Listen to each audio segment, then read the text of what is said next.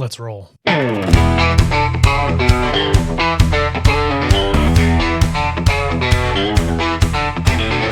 Hello and welcome to the Must Read Alaska Show. Here you get relevant and timely content you won't find anywhere else. You can learn more by going to mustreadalaska.com, and this show can be found on YouTube, Facebook, X, and your favorite podcast site. Let's talk truth about politics, the economy, and all things Alaska. Now, the host of the show, former state legislator, combat veteran, small business owner, and all-around great guy, Ben Carpenter. Welcome to the Must Read Alaska Show, friends. I'm Ben Carpenter, your host and guide on a journey of discovery of truth and independent-minded thinking. Must Read Alaska exists because discovering the truth is hard. It calls upon us to be relentless in defense of common sense, our faith in God, and the exceptional values enshrined in our Constitution. Freedom is not free. It is not for the timid. It was not secured by the weak of heart or mind. Maintaining freedom requires every one of us to be alert to daily encroachments on our liberties and on the grand deceptions of those seeking power and control over others. Every generation must pledge their lives, their fortunes, and their sacred honor, and we must never take our freedom for granted. We're not anti-government, we are pro-government, of the people, by the people, and for the people. And today, we have with us David Ignell, a forensic journalist and author on the subject of grand juries in Alaska. Hello, David. Welcome to the show.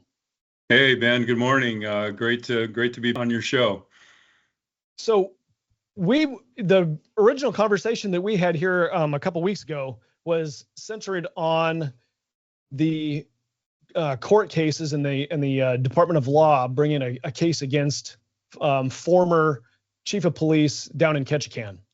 And today we're going to have a continuing conversation on that, and we're going to tie that in to the another conversation that's important to the state of Alaska here, which is grand juries.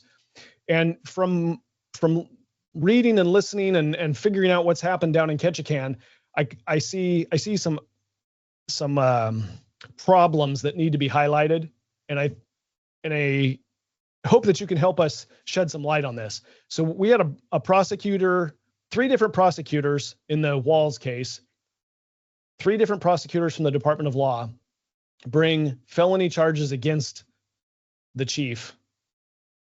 All 3 of those instances were 3 different grand juries in what appears, if I remember correctly, 2 different locations. Correct. And the result is that the judge threw out the 3rd case so that the Department of Law cannot bring those charges against the chief again. The chief was ultimately ran out of town with misdemeanor charges and a settlement that agreed his departure would eliminate those charges. So that kind of brings us to where we are today. What I'm most curious about is why didn't a grand jury investigate following those 3 cases? Why didn't a grand jury, or why hasn't a grand jury, or maybe they have and we don't know because grand juries are secret, but we certainly haven't heard anything. No reports have been filed yet. But why hasn't a grand jury investigated why the Department of Law would file 3 different charges 3 different times and have them thrown out? And is that concerning to anybody about the public welfare with regard to the Department of Law's ability to prosecute cases? The Walls case opens the door to the prosecutorial bag of tricks, if you will. There's a saying that, grand juries could indict a ham sandwich. And what the Walls case does is it shows us just how far prosecutors can go to manipulate grand juries and get what they want. Another issue that you've touched on in your introduction there was investigations. I mean, that's what grand juries do, is they investigate. And whether it's an investigation of something that's important to the public welfare or safety, or whether it's an investigation into an indictment of a single individual. I wrote my book on the Alaska grand jury because I was trying to get a grand jury investigation into the wrongful conviction of Thomas Jack Jr., which occurred down here in Juneau. And I saw that over the last 30 some years, the Alaska court system has really undermined the independence of the Alaska grand jury. It all started after a Juneau grand jury convened to the circumstances around Governor Bill Sheffield back in 1985 and how he was influencing state leases for office buildings. And they issued about a 70-page report on their findings, which really shook the state up. And incidentally, the legislature they recommended that the governor be impeached. And so the legislature came down to Juneau about the same time as the session starts here tomorrow in Juneau. And but the legislators, they didn't like the power of the grand jury. And so ever since then, for the last 35, 40 years, grand juries have been on the defensive because of the actions of the state legislature, the judges, and the prosecutors. So we've got a lot to unwrap. But I think the most important thing, and where I want to start today, is instructing grand jurors how they're supposed to act. They're supposed to be independent. And we're going to go through some citations today that talk about the independence of the grand jurors. And judges and prosecutors can't tell them what to do. And that's the bottom line. So I'm super excited to get into what you've uncovered here in your investigation. For the public's perspective and for their benefit here, I just want to dovetail diving into this with presenting what is current. From the Department of Law, there has been a new policy put forward with regard to investigative grand juries. And there's a website. You can go to the law.alaska.gov and pull this up for yourself. The quotes that are most pertinent here, there's three of them that really tie this in my perspective to what grand jurors' authority is from the perspective of Department of Law. And the Attorney General is quoted here as saying the Alaska Constitution guarantees that an investigative grand jury will have the authority to investigate matters of public welfare or safety, and this right shall never be suspended. These new guidelines and an open, transparent process ensure that every citizen can share the responsibility to safeguard our community in matters of public welfare or safety. Further down, it quotes what is the court's order, says decisions as to what to present to the grand jury, including whether to present a matter requested by a citizen to the grand jury for investigation, rest with the executive branch. Again, this is the judicial branch being quoted.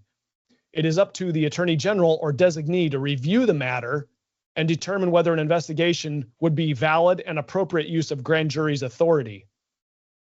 And the following quote, the following quote further on down, which is the last one I want to bring to our attention, says, for example, systemic issues or ongoing recurring issue impacting the public welfare or safety could be within the scope of an investigative grand jury, but purely private matters, such as, for example, an investigation into any individual court case of any type, whether currently open or closed, or an investigation into the Department of Law's decision not to prosecute a particular incident as a crime, or an investigation into any private dispute among citizens that could be appropriately be the basis for a civil other court case, are not matters of public welfare or safety, and thus not in the scope of the grand jury's investigation. So I opened up by asking the question, why hasn't a grand jury investigated what happened with the walls with regard to Department of Law basically getting their hands slapped by the judiciary that says, hey, you're not allowed to bring this court case back before me, before the judiciary, before a judge. You're not allowed to bring it back to a grand jury because you've had 3 attempts, and all three attempts have been wronged here. So when you go into what you found, I need the public to understand that the status quo right now is for the Attorney General and his designees and his subordinates to decide, to make a judgment call, even down to the individual case, whether a grand jury can investigate a particular issue or not. That is what the status quo is right now. What does history say about that? Well, history says that you never investigate yourself, right? I mean, we all know where that goes. So what you have here is you've got the courts, you've got the Alaska Supreme Court, and you've got the Attorney General ganging up or teaming up and basically making it so that grand juries can't investigate them. I mean, that's what it comes down to. You have the court saying, well, it's up to the Attorney General to decide. Well, I wanted I wanted people in the Attorney General's office investigated as a result of the Thomas Jack wrongful conviction. And I think that there should be a grand jury investigation into the 3 indictments that you've been talking about that were dismissed against Chief Walls. But the problem is that the courts and the Attorney General have set it up so that they're the gatekeepers and they don't want to be investigated because they've done bad things. So this is where we're at. I would add another third instance here. You have got a Kenai grand jury that produced a report after an investigation that is sitting in the desk drawer of a judge in the Alaska judiciary. So absolutely. Yeah, that's another trick. That's another way that the independence of the grand jury has been undermined by locking up these reports. And it all started back in the 1990 case, or Leary. It was a case involving Anchorage School District where they covered some stuff up, and went to the Alaska Supreme Court, and 3 judges approved, withholding the report, and 2 judges, the other 2 dissented, and they said this is highly unconstitutional. So, but what I'd like to do today is take people back to an understanding of the common law roots of the grand jury. It can't be controlled by judges or prosecutors. The grand jury needs to stand on its own, and by getting the word out through like this podcast, we have the ability to educate Alaskans on what grand jurors are, how they're supposed to go about their business, because what's happening today is total control by prosecutors, and that's wrong.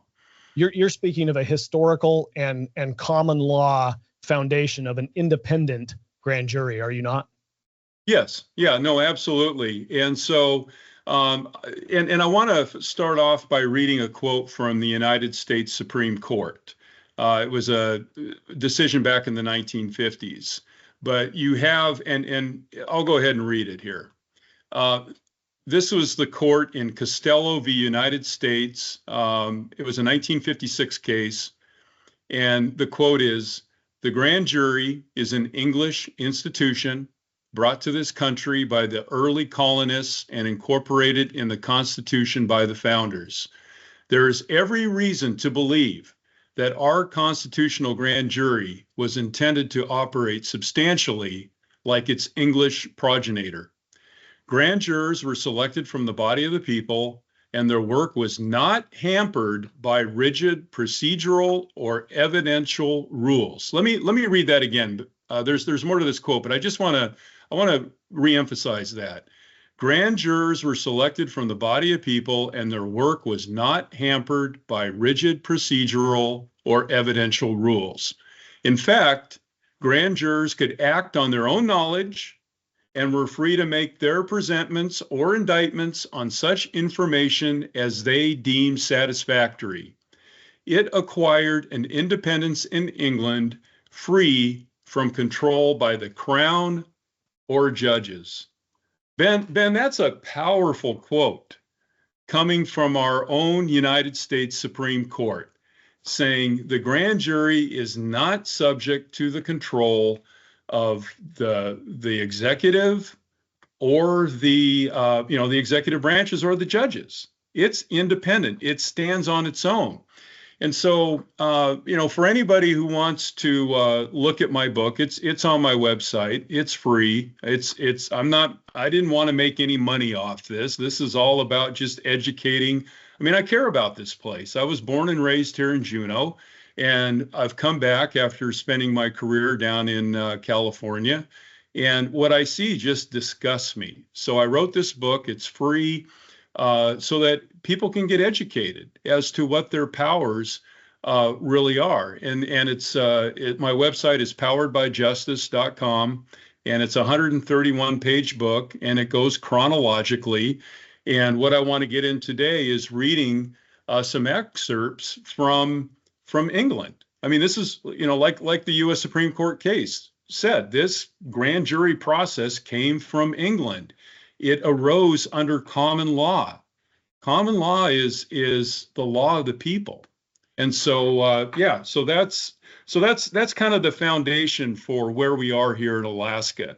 Is to understand the grand jury, we got to go back and look at the independence, how it evolved back in England.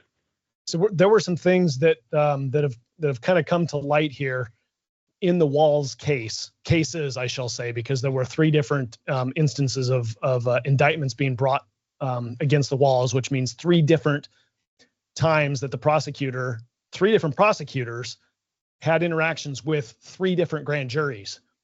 And right. we've since learned some things that might apply here. So take us back to the foundation here, and then we'll jump forward to the case and apply it to what we know with the case. Well, I'm going to go to something in my book. I think it was in chapter 7. There was a Judge Vanderbilt, and he figures into Alaska's. He was actually introduced to the Alaska Constitutional Convention, and he was singled out as his contributions. He was a judge out of New Jersey. And he was very close with one of the Supreme Court justices, Justice Brennan. And but this Judge Vanderbilt, and I cited in my book, there was a New Jersey case called Camden, and Vanderbilt said the right of a grand jury to make an inquiry independently of the prosecutor of the county is an inherent common law right. So. And that case was done about the same time as the Constitutional Convention. So our founding fathers, this is what their understanding was of the grand jury, which got cemented in Article 1, Section 8 of the Alaska Constitution. I just wanted to point that out. But now let me go to some of the things that this Lord Summers wrote. Here we go. Okay, so Lord Summers, he was the equivalent, he was the Chancellor. He was the Lord Chancellor of England. And he was the equivalent of today's Attorney General for the United States. He was the authority on the law. And this is what he wrote. The trust and power of grand juries is and ought to be accounted amongst the greatest and most concern next to the legislative. The justice of the whole kingdom in criminal cases, almost wholly depending upon their ability and integrity in the due execution of their office, besides the concernments of all commoners, the honor, reputation, estates, and lives of all the nobility of England, are so far submitted to their censure. Now, Ben, I mean, this is in English the way it was 400 years ago, so it's not. And I didn't mean to actually quote that that particular. But let me jump down the page here. If people need to pause and rewind to listen to the Old English, then that'll probably be okay. Yeah, so let me jump down the page here. He goes, if it be asked how or in what manner the jury shall inquire, the answer is ready, according to the best of their understandings. They only, not the judges, are sworn to search diligently to find out all treasons and crimes within their charge, and they must and ought to use their own discretion in the way and manner of their inquiry. No directions can legally be imposed upon them by any court or judges. So now I just want to stop there for a second. So again, they're completely independent. The judges and the prosecutors can't tell them what they can or cannot look at. It's to their own satisfaction. So if a grand jury wants to look at something, they have all right to do that. David, I think that it's a good pause here for just a second. You're talking about honor, on your honor, because you've sworn to do something, and I know that might have meant a little bit more back in the olden times than it does now. But even when you're sworn in as a grand jury, you are given the state of Alaska will give you a oath that you have to swear, and that oath is found in our court rules. You can search for court rules if you're wanting to find this. It's under Rule 6, which is the grand jury. And this short paragraph says, you and each of you as members of this grand jury for the state of Alaska do solemnly swear or affirm that you will diligently inquire and true presentment make of all such matters as shall be given to you for consideration, that would be by the prosecutor, or shall otherwise come to your knowledge in connection with your present service, which means there's information that came to you not from a prosecutor, but from some other means. And that you will preserve the secrecy required by law as to all proceedings had before you, that you will present no one through envy, hatred, or malice, or leave anyone unpresented through fear, affection, gain, or reward, or hope thereof, but that you will present all things truly and impartially as they come to your knowledge, according to the best of your understanding. So from the olden times, all the way back from England, carried forward to today, we have an oath that is given to each one of our grand jury members that requires them to investigate matters that come to their attention, whether the prosecutor brings it to them or not. Absolutely. And as my book points out, the oath, the statutory oath that you just read is very similar to the oath that grand jurors took in England 400 years ago. I mean, it's almost verbatim. So it just shows you that what applied in England 400 years ago applies today in Alaska as well. And when you take the oath, this is what this oath means. So let me. I'm now reading a little bit further down, a couple pages later. This is what Lord Summers has to say, and it's really what you just talked about. He writes, "Their express oath binds them to be diligent in their inquiries, that is, to receive no suggestion of any crime for truth, without examining all the circumstances about it that fall within their knowledge. They ought to consider the first informers and inquire as far as they can into their aims and pretenses in their prosecutions. If revenge or gain should appear to be their ends, there ought to be the greater suspicion of the truth of their accusation." Let me read on.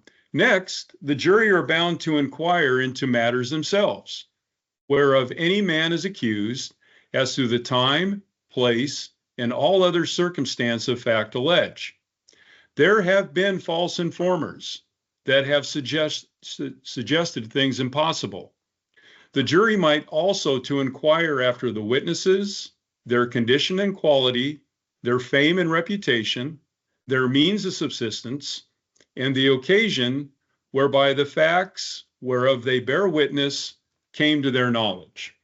So I'll stop right there for now, because what you have with prosecutors in Alaska is they try to control the grand jury. They try to keep grand jury, and we see this in the Walls case. We'll get into this in our next segment here.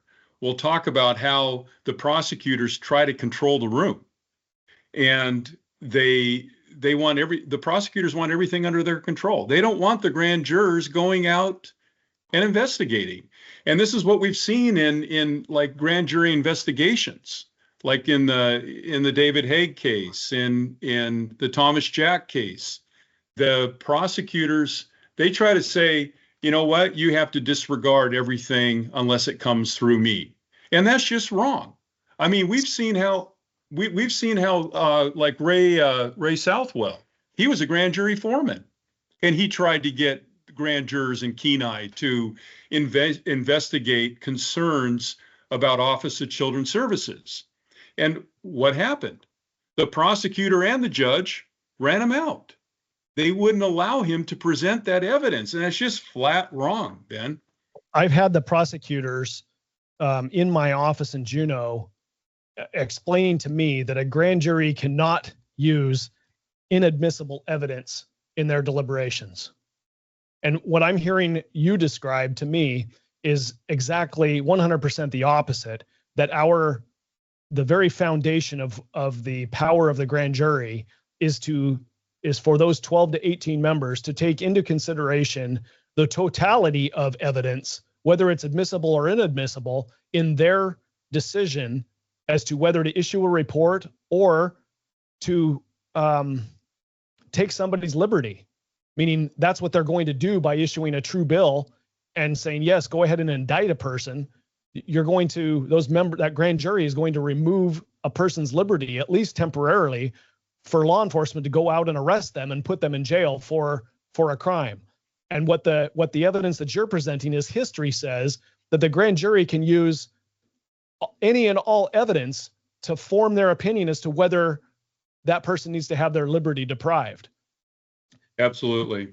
Compare that to what we're being told by the prosecuting attorney, is that the prosecuting attorney's perspective is that the only evidence the grand jury can think about is the evidence that the prosecuting attorney is telling them about, which would mean that the grand jury would be depriving liberty of somebody based only on evidence that the prosecutor brings, not maybe the entirety of the evidence that exists.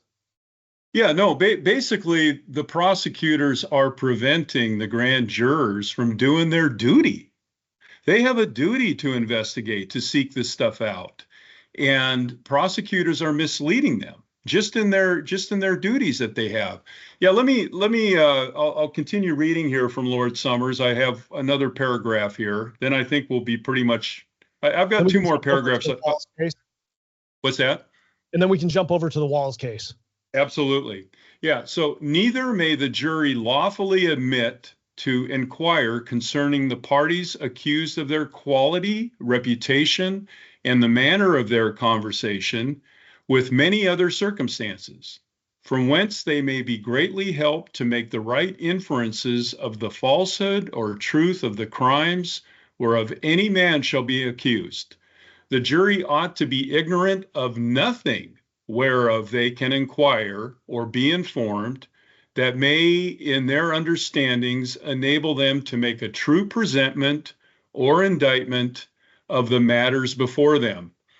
'Tis certainly inconsistent with their oaths to shut their ears against any lawful man that can tell them anything relating unto a crime in connection before them.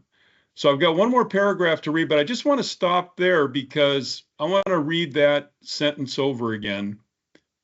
'Tis certainly inconsistent with their oaths to shut their ears against any lawful man that can tell them anything relating unto a crime in question before them.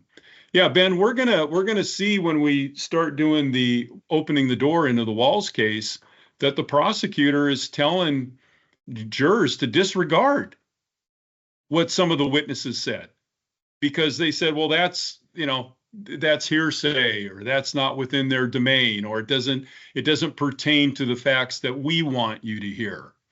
And then let me read the last thing here. It seems, therefore, from the words of the oath, again, we're talking about the oath, the same oath that we have in Alaska today, that there is no bound or limit set, save their own understanding or conscience, to restrain them to any number or sort of persons of whom they are bound to inquire. They ought first and principally to inquire of one another mutually what knowledge each of them hath of any matters to question before them. So I'm gonna stop right there with Lord. I mean, I could go on and on. He had so many important things to say, but right there, I mean, you go back to the Southwell attempted grand jury investigation. That's what he was trying to do. He was trying to, he was on the grand jury, and he was trying to bring stuff to the attention of his fellow grand jurors, and the prosecutor and the judge told him, no, you can't do that. You can't talk amongst yourself. I mean, we've had 35, 40 years of this in Alaska now. And I have listened to the public court transcription, the recording of an episode where our deputy attorney general and Ray Southwell are talking before a judge, and the deputy attorney general is arguing why Southwell should not be allowed to present information to the grand jury. I have had conversations with another foreman down here in the Kenai area that had a similar, although it wasn't an episode that ended up in front of the judge. He was sequestered in a private room within the Kenai courthouse and was grilled by the same deputy attorney general on what he wanted to present to the grand jury, and was actually threatened to say, hey, he could be putting himself in jeopardy if he presented information to the grand jury. This individual was willing to testify under oath that this is what happened to him as a foreman of a grand jury. So with regard to what we just talked about, what have we learned with the Walls case that demonstrates we've got a process or a system in place through the Department of Law that is attempting to control the authority of the grand jury? Yeah, no, the Walls case, like we talked about at the top of the show, it opens the door. It opens the door into the prosecutor's bag of tricks. And what you just one of the things that they use are threats against people. I mean, you just talked about that, how a grand juror is threatened if he pursues things. And before we get into this, because I've got 6, 7, 10 different things that the prosecutors used in the police chief's grand jury to steer the grand jurors astray. Because as you said, we have a judge dismissing 3 grand jury indictments against former police chief Jeffrey Walls. And she keeps saying, the prosecution is misleading the grand jury and their false testimony is being given. And she finally, the third time, she dismisses it with prejudice. And she writes in one of her orders, she goes, look, you guys have gotten it wrong 3 times. I've tried to steer you back to what you need to do, and you keep doing it wrong. And she goes, the judge goes, I have no confidence that you're going to get it right a 4th time. So I'm dismissing it with prejudice. But before I get into those details, Ben, I just want to recap for our listeners and those viewing who Chief Walls was and what he did. I mean, he had been a commander down in New Orleans. He had 20 years of experience, the last 10 as a commander. The city of New Orleans was under a consent order from the federal government because of the corruption down there. So when Chief Walls was hired, they were being investigated by the feds, the police department. And so they wanted to put people in place who were anti-corruption. And that's what Chief Walls was. So he comes up to Ketchikan in 2022, and he made drug seizures a priority among the community. He wanted to get the drugs off the street.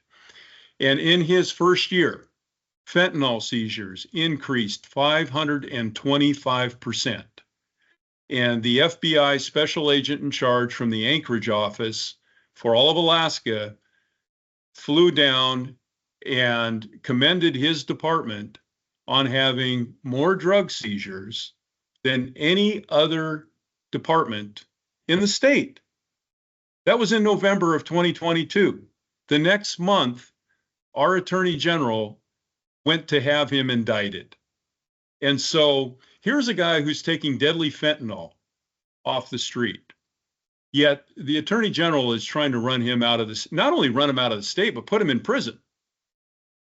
And so so I've got a number of that begs the question to me, because the argument that's being made by the district attorney through Department of Law through the district attorney is that there's one episode that happened at a eating establishment that demonstrates that the chief of police is abusing his authority, and therefore we're going to charge him with a felony, and barring being able to continue to do that, we're going to continue to charge him with misdemeanors that ends up with a plea deal that forces the police chief to resign and move out of state. And that's the agreement that was made with Department of Law to drop the charges of the misdemeanor. So the question in my mind that a grand jury ought to be thinking about is, well, did the city of Ketchikan employ and allow a police chief who was known to abuse his authority? Did they turn a blind eye and allow that type of an individual to continue to be a police chief because they were the hiring and firing authority of that police chief?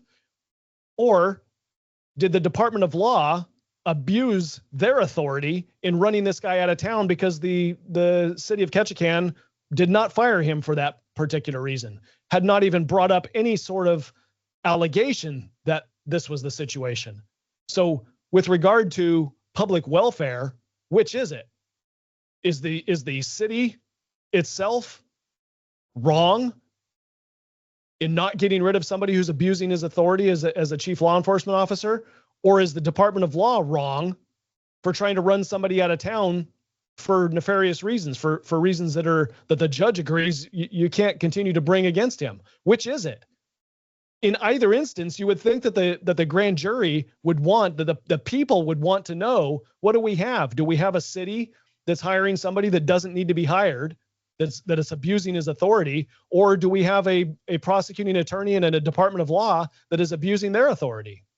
You're absolutely right, Ben. You're hitting the nail on the head, because this is an issue where the public needs to know. It concerns the welfare and safety of everybody in Ketchikan and other places of Alaska, and this is exactly what grand juries were designed to investigate. But this is one case, and I go back to the Attorney General's website, the state Attorney General's website that I read earlier.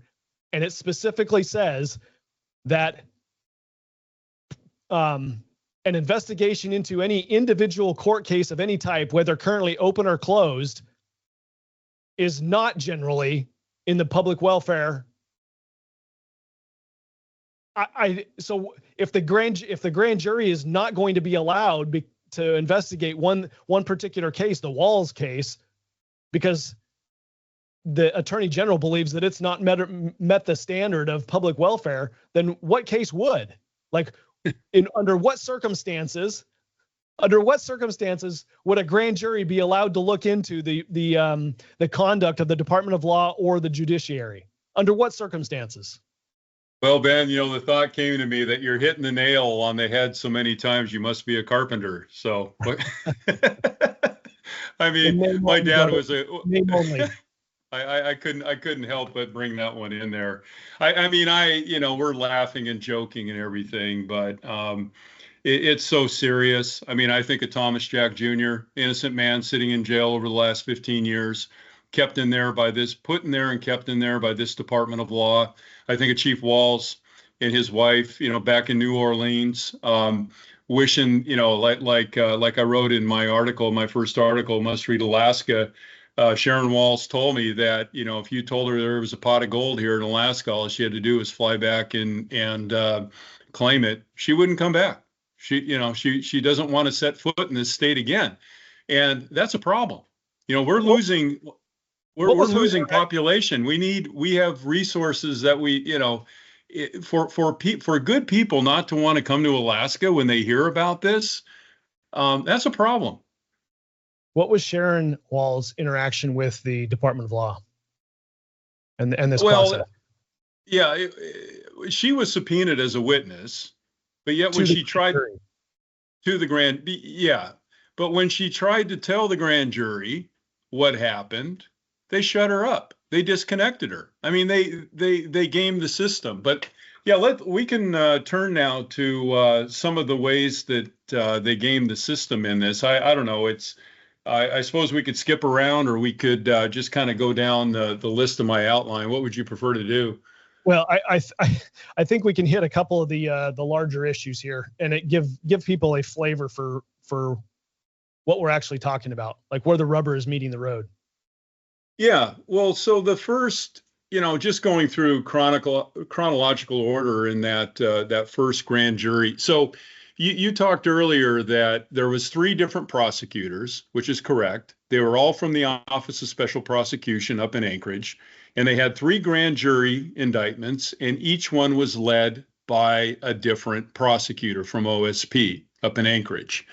Actually, the second one, they used a local prosecutor in Juneau, Bailey Wolfstead, who I think is based here in Juneau, but somehow is connected with OSP. I'm not sure how all that works. But then you alluded to this earlier, they had the first grand jury proceeding was in Ketchikan, and then numbers 2 and number 3 were up here in Juneau, which that's a problem in and of itself. I mean, why are they, I'd love to know. I'd love to have a grand jury investigate why they moved the grand jury and proceeding from Ketchikan to Juneau. Why do you move it out of the jurisdiction where the grand jurors are? I mean, how can grand jurors in Juneau investigate something that happened in Ketchikan? They can't, right? What are they going to do? Fly down there? Are they going to? I think it's reasonable to believe that the reason why the Attorney General moved the grand jury proceedings from Ketchikan to Juneau was because they wanted to limit the amount of information that the grand jury had. I mean, think about it. You've got a Juneau grand jury, which is removed from the scene of where all this happened. And it's not easy to get from Juneau down to Ketchikan. I mean, there's no roads you can drive down to. And then the witnesses, I think all the witnesses had to phone in. I'm not sure, maybe Trooper Duran was here in person. I'd have to go back and take a look at that. But how can grand jurors judge the credibility of a witness when they're on the phone? I mean, it's better to be in person, right? And so that was an important aspect that because the witnesses for Jeff Walls were, they were good people. And you by having them phone in, a lot of that was undermined. So on this issue of complete control, when the grand jurors took their first break, they took a bathroom break, right? Been sitting there for a while, and one of them asked to take a break. So they're admonished by the prosecutor. He goes, obviously, during the break, don't discuss the case or form any opinions about the case. Do not talk at all about the case, unquote. That just flies in the face of what we just read from Lord Summers. He's saying, you're supposed to be independent. You're supposed to talk among yourselves. You're supposed to investigate on yourself. But no, the Alaska Department of Law prosecutor wants to control the room. They tell people, and grand jurors, I think by and large, are law-abiding citizens, right? So if a prosecutor tells you that you're not supposed to talk about the case, or you're not supposed to look at news reports or something like that, people just blindly oblige. And so we need to, that's why we're doing the podcast. We need to educate people that the Department of Law is, how do you this is what I wrote about in my second article. How do you trust the Department of Law on any criminal indictment going forward? Because like you said, Ben, they had three independent prosecutors from the Office of Special Prosecution. They kept getting it wrong. So who controls them? Well, in your article, you point out that there was a retired Alaska State Trooper get involved and send his opinion, and he was a chief investigator in this area. He sent his opinion to the prosecutor, to the Department of Law, specifically outlining how the use of force by Chief Walls was not out of line. And to the best of our understanding, that information was never presented to the grand jury. Is that accurate? Right. Yes. Yeah. And that opinion letter was sent, I think it was the end of July of 2023. The first grand jury indictment had been dismissed, and that is a 2-page memorandum, and I quote it in my second article in Must Read Alaska. People can read it in its entirety. And that memo was sent internally to the top of the Alaska State Troopers. I mean, this Lieutenant Hall, Jeff Hall, he's got a good reputation. I mean, he was 20 years with the Alaska State Troopers. He was the major crimes investigator in Ketchikan for 3 years. So how does his word not carry any weight with the Department of Law? It's mind-boggling that they continue to, and this brings up ethical issues, because there's a professional rule 3.8, which says a prosecutor is not supposed to try to get an indictment against someone when they know there's not reasonable cause or probable cause to indict that person. And that memo by Hall should have stopped them in their tracks, because Hall was saying not only was the use of force reasonable, but he said the chief showed great restraint in dealing with a large, aggressive, heavily intoxicated man. That should have stopped him in their tracks right there. Another thing that Hall said in that memo, he spends about a paragraph blasting the investigation by the Alaska State Trooper guy who was involved, this Larry Duran. He says this was a terrible investigation. And then he also says in that memo that this case never should have been brought forward. Now, from what we know, the grand jury was never, and Walls's defense attorney was trying to get the prosecution to present that to the grand jury. So if the grand jury had seen that memo, I can't imagine them ever indicting Chief Walls.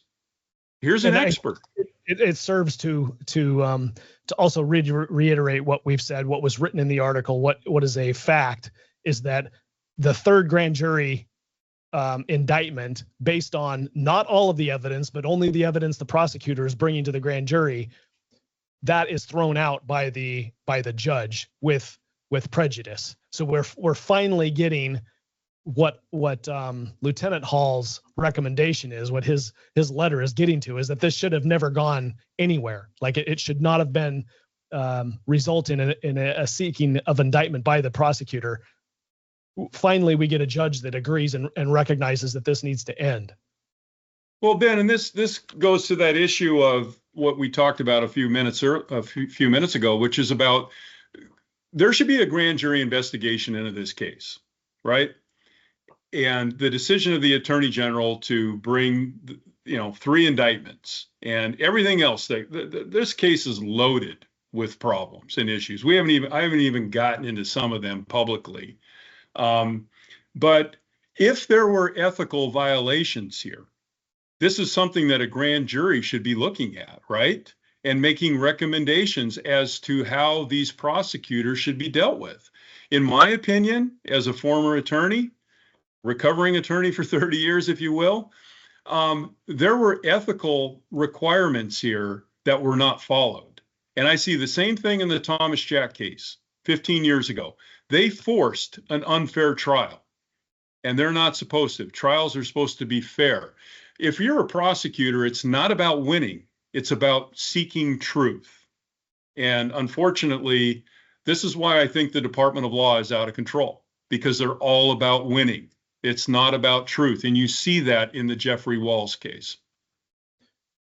Well, I guess, you know, what would just ultimately frustrates me is, even if, say, we were successful in getting a grand jury impaneled to investigate what happened in this particular case, and I say if, because looking at the Attorney General's website, I have reason to believe that this individual case would be deemed unworthy of an investigative grand jury.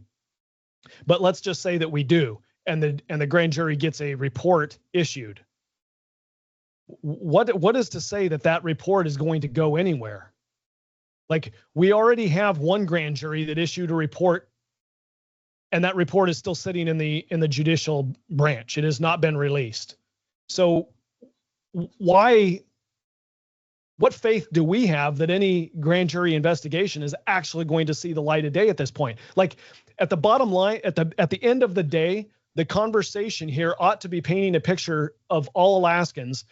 There is corruption happening within our judicial system and within our Department of Law that is preventing the one entity that exists constitutionally that can prevent or highlight and prevent corruption in both of those entities. That's where we stand right now.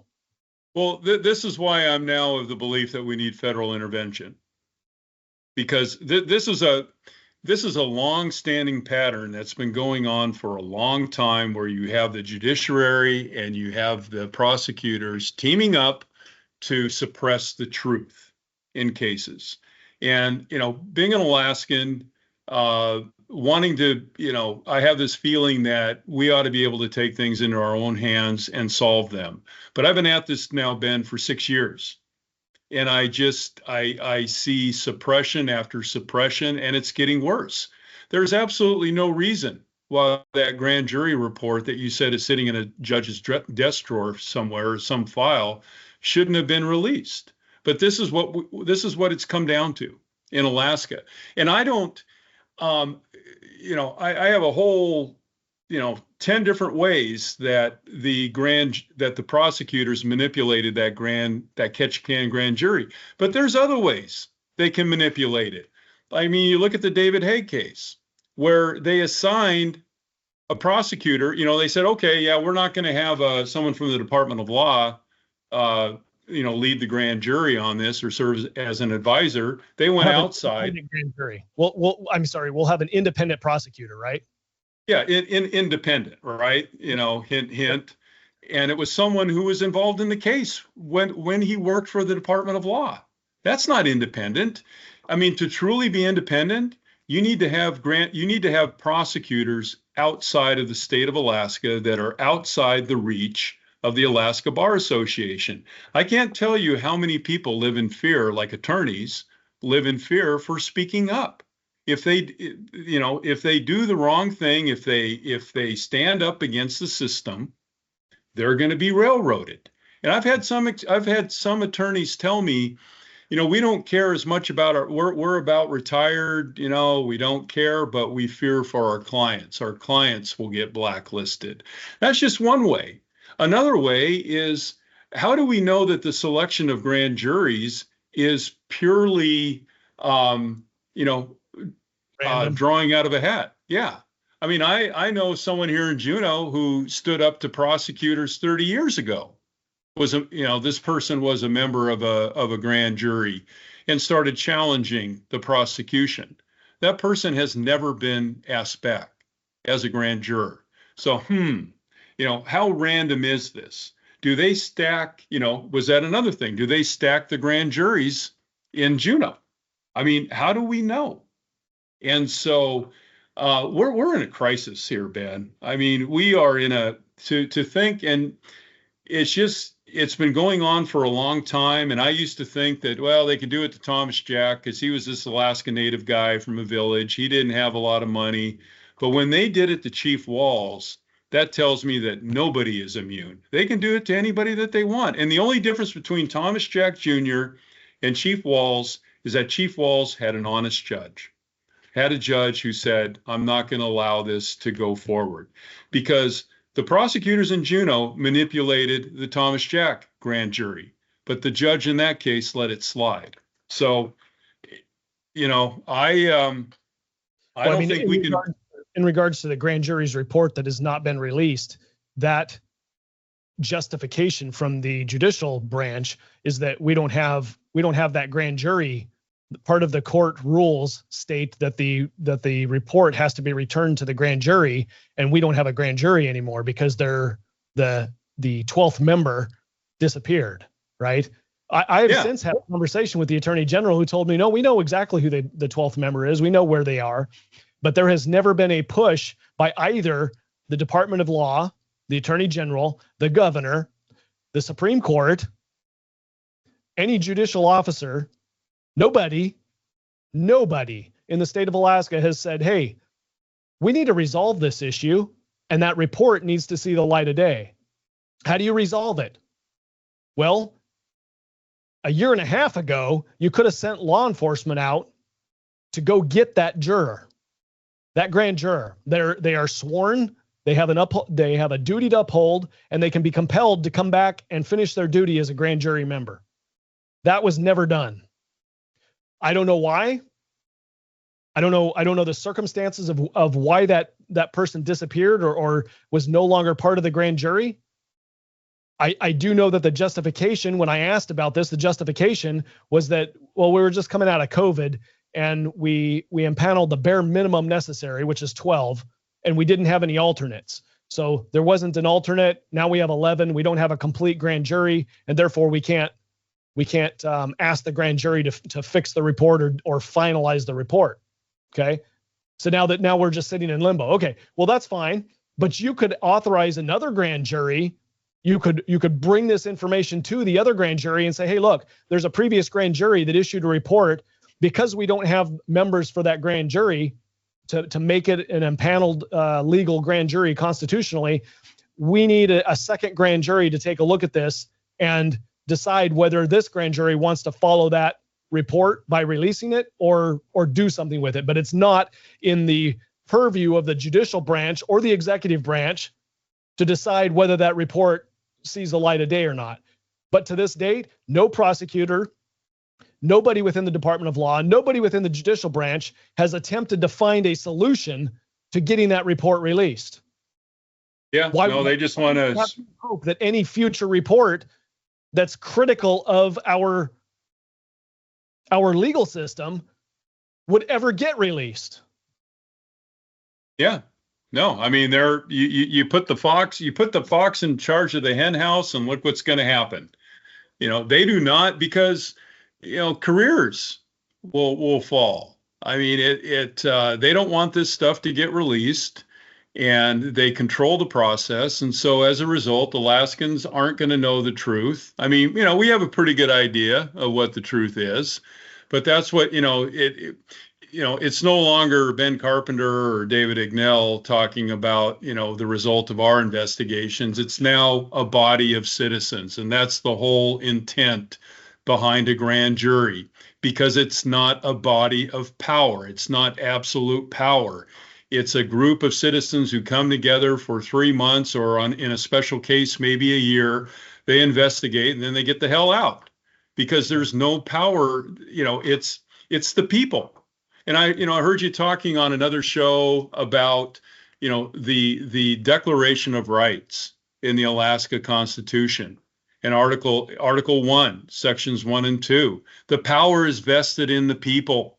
And so when you have 18 people, that's another way they manipulate things, right? Well, we're only going to have 12 grand jurors and one's going to disappear. And so that'll buy us 3 years time, and we'll figure out another way to manipulate the process. I mean, that's how it comes across to me. And I think you and a lot of other people as well. So, but, having 18 people, this is what they had in Ketchikan. They had 18 people. This is what they had in Juneau. They had 18 people, and it took 10. It took 10 to take action, to have an indictment. And so it's a majority decision within the grand jury. It's not a majority, and it's a majority decision. Yeah, and so it's a democratic process. That's right. Someone can come before the grand jury with a claim that they want to investigate, and the people there have to decide, is this worth my time or not? Yeah. Maybe I know with my requested grand jury, what I was requesting in the Thomas Jack, I wanted to investigate both the Department of Law and the Supreme Court. And they, first of all, they let the grand jury be led by someone from the same office that I wanted to investigate. That's a huge conflict of interest. And I wrote about that in Must Read Alaska a couple of years ago. I said, Treg Taylor should resign because he allowed the grand jury in Juneau to be advised by someone who had a conflict of interest. And then I think they waited until like the last day. Grand juries are typically sworn in for 3 months. They meet like once a week and they go for a 3-month period. I think they waited until the last day. And then at that point, people are thinking, okay, what Ignell's asking to be investigated is going to take a year.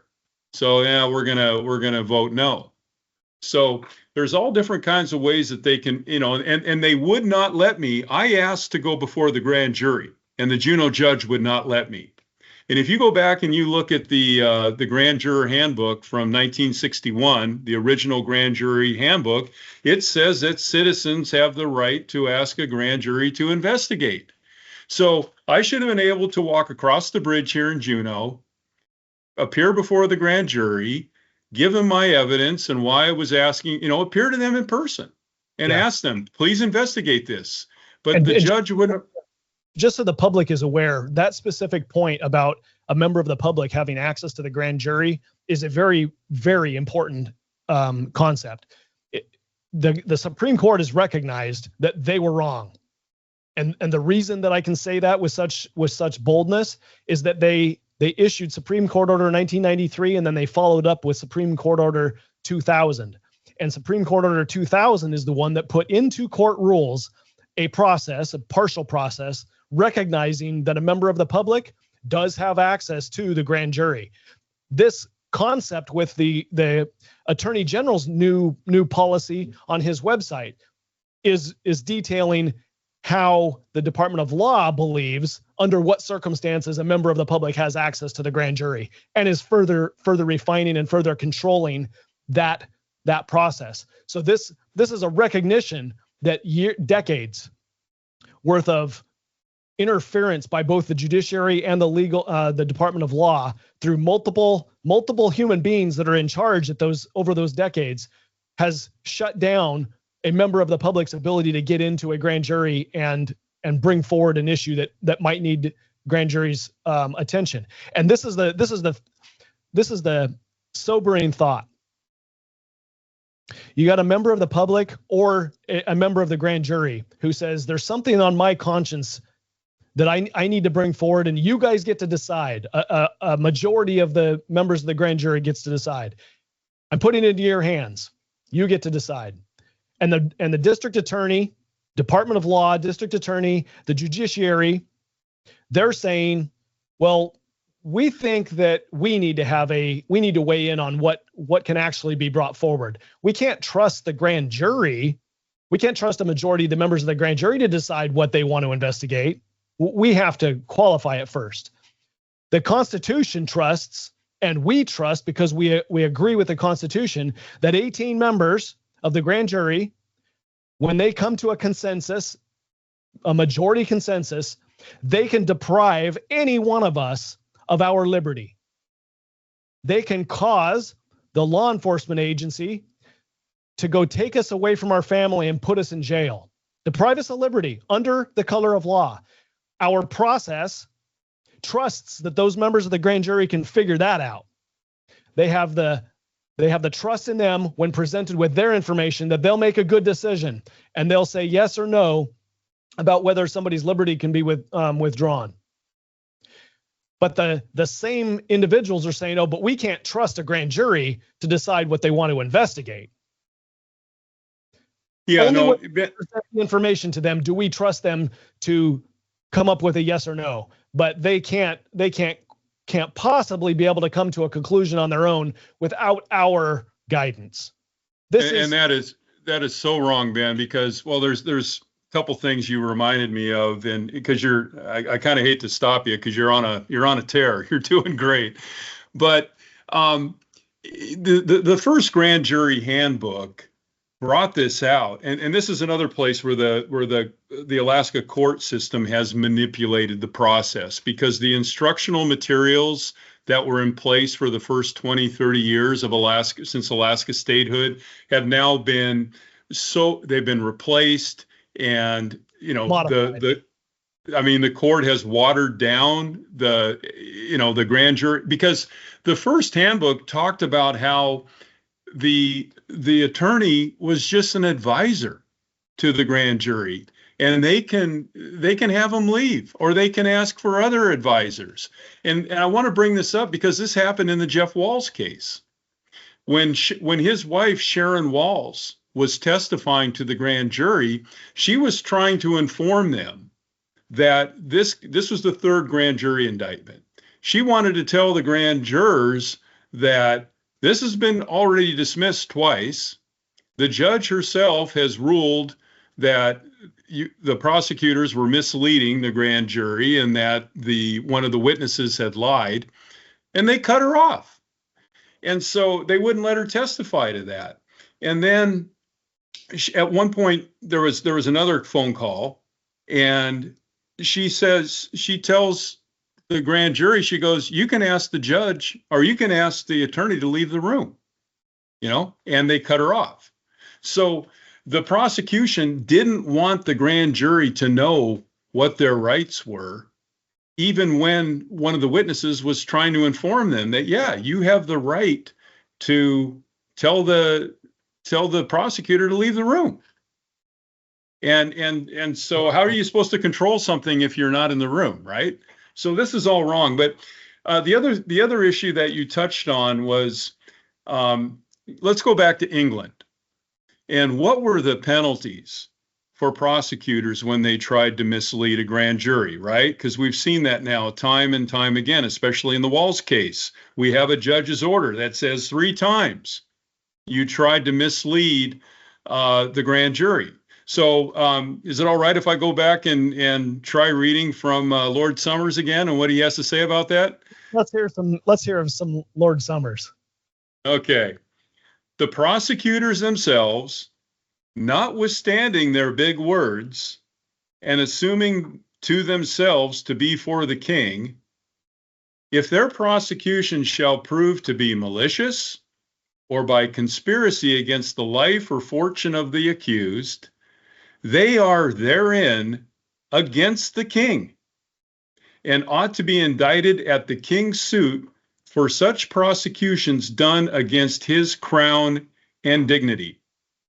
And if an attorney general should be found knowingly guilty of abetting such a conspiracy, his office could not excuse or legally exempt him from suffering the villainous judgment to the destruction of him and his family. 'Tis esteemed in the law one of the most odious offenses against the king to attempt in his name to destroy the innocent, for whose protection he himself was ordained. I mean, that tells you right there the importance of an independent grand jury and what needs to be done. The danger of having a grand jury misled and an innocent person indicted, because that's exactly what we have in the Walls case here. And so this is against the state, and this is where we're at today. How can we trust any prosecutor? I mean, we've got drug dealers out there. We've got killers out there. We've got rapists out there. How can we trust? And we need to have faith in our prosecutors. But how can we have that today after the Walls case? We can't. There was one more thing. I've got one more quote to read. Before you move on, I think there's a really good distinction here that people need to recognize. The Attorney General's new process for grand juries is called the investigative grand jury. And what that ought to really read is the independent grand jury. recognize that words have meaning, and the Department of Law is saying we don't want to have an independent grand jury, we want to have an investigative grand jury. The distinction is that we believe that a grand jury should have the right to investigate something as long as we say they can investigate it, and they can issue a report. But they certainly cannot do an investigation and indict. That is resolved, or it is left to just up to us. We are the prosecutors, and we get to decide when somebody is indicted or an indictment is brought forward, because the definition of an investigative grand jury from the Department of Law's perspective it removes the possibility that a grand jury could investigate and indict. That is why you're calling it, Mr. Attorney General, that is why you're calling it an investigative grand jury and not an independent grand jury. An independent grand jury, 18 members, a majority of which would be trusted to be able to conduct an investigation and either issue a report or ask that an indictment be drawn up. An independent grand jury would be trusted to do that. You are not impaneling or empowering an independent grand jury. You are empowering an investigative grand jury for the specific reason of controlling what the outcome is of that grand jury. Yeah, no, it's another one of many points here where I had half an ear to what you were saying because I was looking for this other quote for Lord Summers, but I think you were trying to say that. So the Treg Taylor is trying to say today that as a grand jury you can either indict or you can investigate. You can't do both, correct? That's correct. Yeah. 100%. Yeah. So. That is just flat out wrong. I mean, a grand jury can't bring charges. They can't prosecute charges, but they can certainly indict. And if the prosecutor decides that we're not going to, prosecute this, that's in their domain. But that's something that the public has a right to know about. If a grand jury goes out and investigates and they find that, a host of people within the Department of Law and the court system are guilty of treason, because I'm going to get to that next. If they find that they're guilty of treason, they can indict them. Absolutely. Why should they not be able to indict? But they're going to release a report too. This is how the grand jury is supposed to work. The grand jury investigates, they release a report or presentment. It was the old word for it, was presentment, and then they can indict or not. And so they could do that in all these things. They could investigate, they could do a report, and they could indict. Now, let's say they want to indict the governor. Let's just say they want to indict the governor. They can do that. And if the attorney general decides not to prosecute, then that puts political risk on the attorney general because the report is public. But they've bottled up the reports, so now we don't know. So this is how, and you know what, the attorney general knows better than this, because back in the 1985 Sheffield investigation, the grand jury wanted to indict Bill Sheffield, the governor, and they were advised by a Watergate prosecutor from Frampton. George Frampton was a Watergate prosecutor, and the attorney general brought Frampton in to advise the grand jury because they were going after a governor. And the grand jury wanted to indict, but the laws back then weren't specific enough. The grand jury was fed up with what the governor did, and they wrote a 70-page report just blasting him and saying that he ought to be impeached. They would have voted to indict if the laws were on the books to allow them to indict, but they weren't. So they voted to impeach instead. So there you have a case 40 years ago where the attorney general wasn't telling the Juneau grand jury that you can investigate but not indict. No. This is a fiction that they've made up, and it's nonsense. Yeah. And to be clear, the grand jury in the Sheffield case didn't vote to impeach. They released a report. They voted to release a report, which even the court rules say a report can have in it allegations of wrongdoing, meaning the grand jury is not going to deal with it. They're not a law enforcement branch. They're an independent entity that is granted authority under the Constitution to investigate and indict in capital crimes, right? So if you have misdemeanor crimes, well, that doesn't fall under the purview of the grand jury, right. But they can certainly highlight it in the report and then let the people put pressure where pressure needs to be put in order to seek justice. So anyway, wow, this has been a very long podcast, but important. Yeah, let me add one. Let me. What are your final closing thoughts here, David? Yeah, I want to quote from Lord Summers again here, because we're and this is page 12 of my book. He goes, "The king's prosecutors take an oath to serve the people as the king himself, and to minister the king's matters duly and truly after the course of the law to their cunning, not to use their cunning and craft to hide the truth and destroy the accused if they can. They are also obliged to put no manner of deceit or collusion upon the king's court, nor secretly to consent to any such tricks as may abuse or beguile the court or the party, be in it causes civil or criminal, and it is ordained that if any of them be convicted of such practices, he shall be imprisoned for a year and never be heard to plead again in any court. And if the mischievous consequence of their treacheries be great, they are subject to further and greater punishments." So there we have it.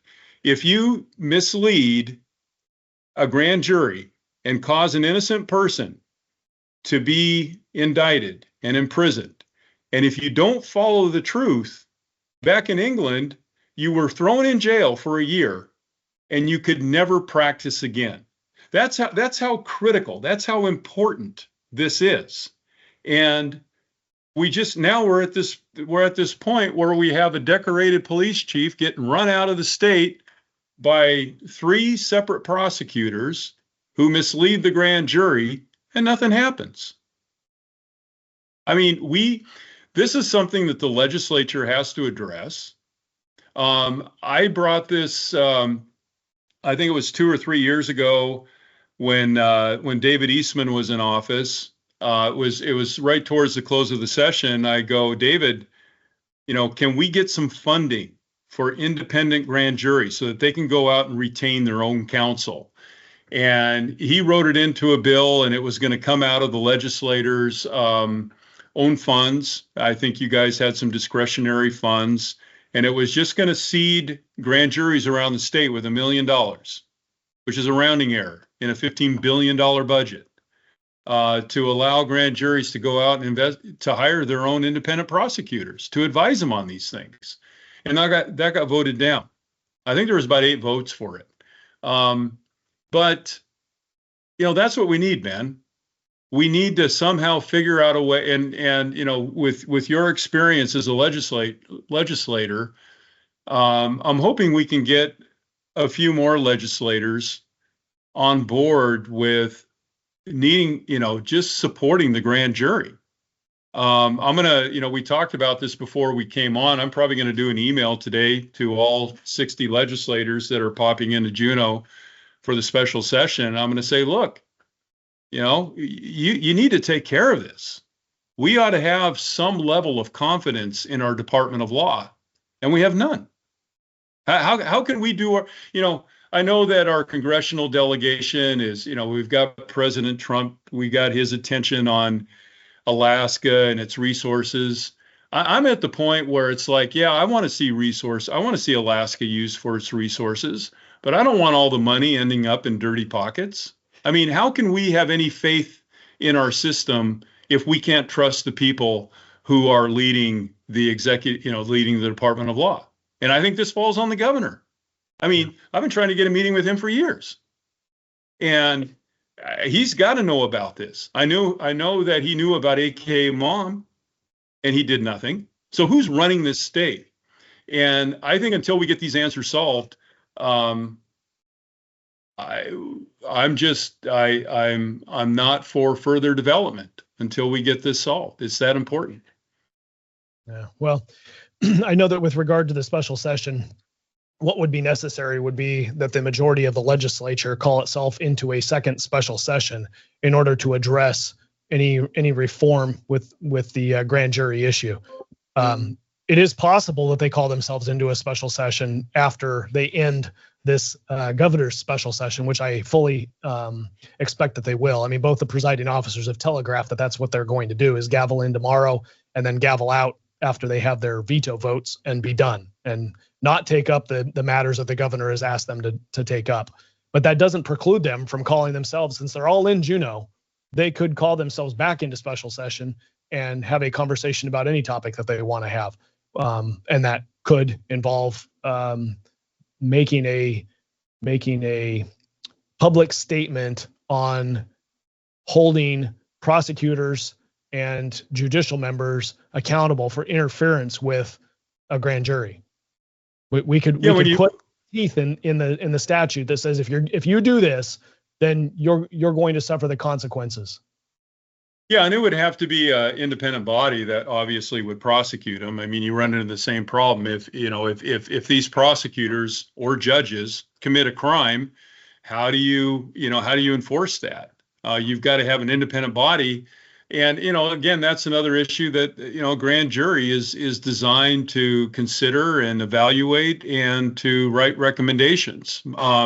I would hope the legislature as an independent body would be able to do that. But based on my last few years, and I mean, I've brought this stuff to both the House and Senate Judiciary committees for the last few years, and they've done nothing with it. Representative Andrew Gray up in Anchorage, he held a special, you talk about special hearings and sessions. I mean, he called that one up in Anchorage a month or two ago about the ICE detainees in the Anchorage prison. And ever since then, I've been trying to say, Representative Gray, why don't you have an investigation on the denial of due process rights for Alaskans like Thomas Jack? He's not. The Department of Law actively opposed amendments that I was authoring to try to put into a bill to improve these grand jury statutes. So this is going to take, and I'm in an agreement with you, this is going to take some federal or outside independent investigation to expose what's going on. And the only place that you've got authority to do that is at the federal district attorney level, in my opinion. I mean, this is corruption between and within both branches, at least both branches, the executive and the judicial branch, and warrants and needs federal independent investigation to get to the bottom of it. We cannot trust our own systems underneath our own state constitution to get to the bottom line. All the writing is on the wall that the judiciary and the Department of Law do not want a grand jury to be able to investigate their behavior and issue either a recommendation or issue indictments.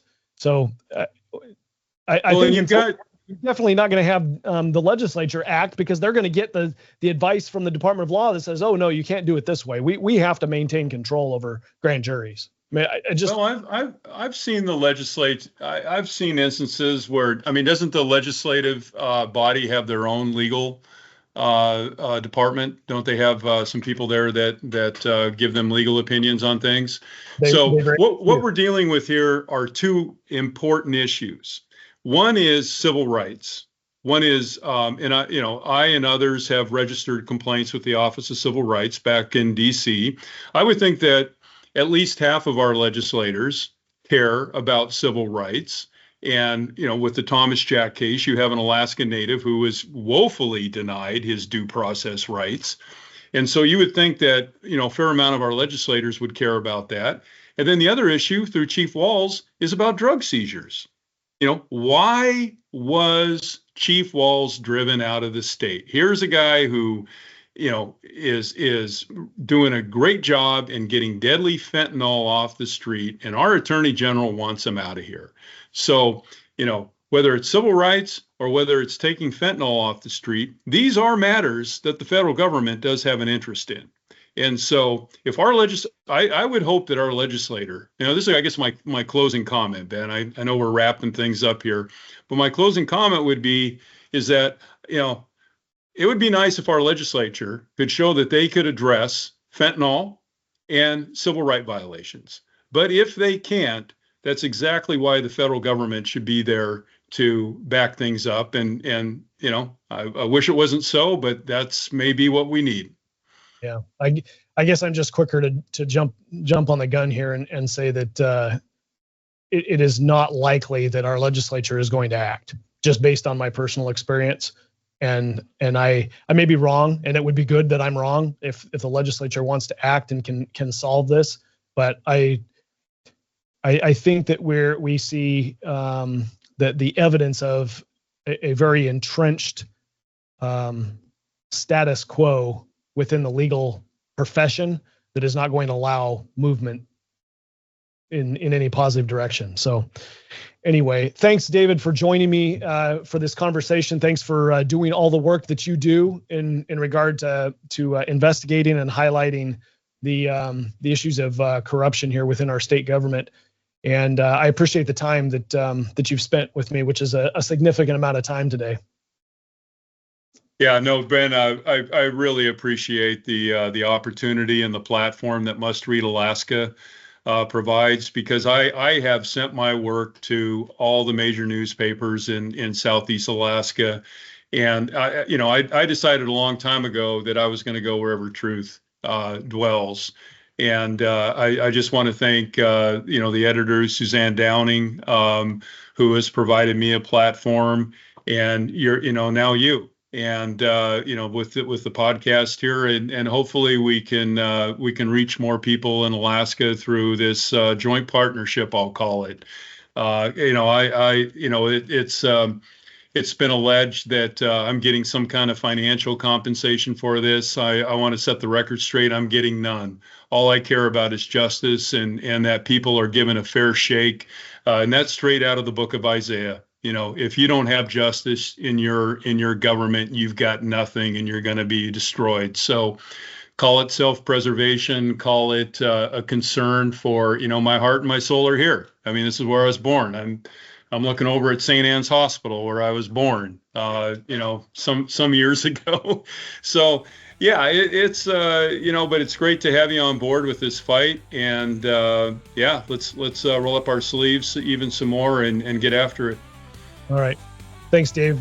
If you are listening or watching this podcast and you want to join the fight, you want to help support this, go over to mustreadalaska.com, click on the donate link, and get involved in helping us spread the word and highlight what needs to happen. Till next time, Alaska, stay frosty.